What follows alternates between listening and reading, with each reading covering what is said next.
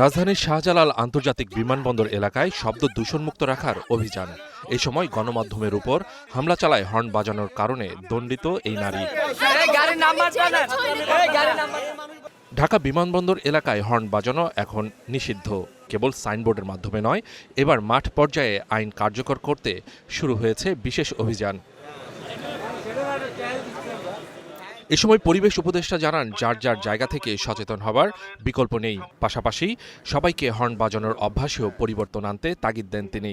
রং parking এর জন্য যেরকম করে ফাইন করে, এখন থেকে শব্দ দূষণের জন্য ওরকম করে ফাইন করবে। এই প্রসেসটা কন্টিনিউ করবে। আমরা অনেকে আছি হর্ন না বাজিয়ে ঢাকা শহরে গাড়ি চালাই। আপনারা যখন আজকে ফিরে যাবেন এখান থেকে, আপনাদের প্রতি একটা অনুরোধ, উঠেই ড্রাইভারকে বলবেন আপনি হর্ন বাজাবেন না। আইন অমান্য করলে কঠোর শাস্তির হুঁশিয়ারি দেন ডিএমপির অতিরিক্ত কমিশনার। জানান, প্রযুক্তির মাধ্যমে শনাক্ত করা হবে অপরাধীদের।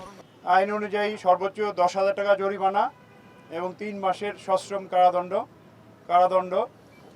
তবে আমরা ঢাকা মেট্রোপলিটন পুলিশ প্রাথমিক অবস্থায় মিনিমাম 2,500 টাকা বড় গাড়ির জন্য এবং মোটরসাইকেলের জন্য 1,000 টাকা জরিমানার বিধান শুরু করব।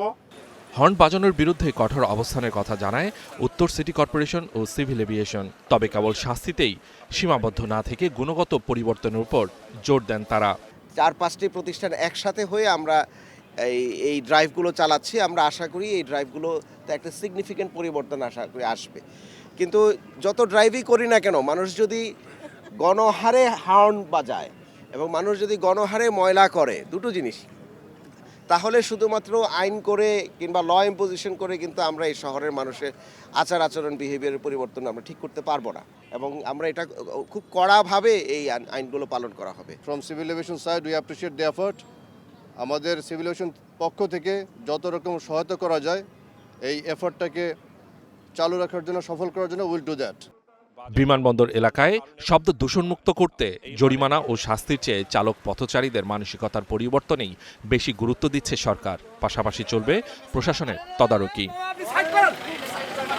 Suman Mahmud, star news, Dhaka.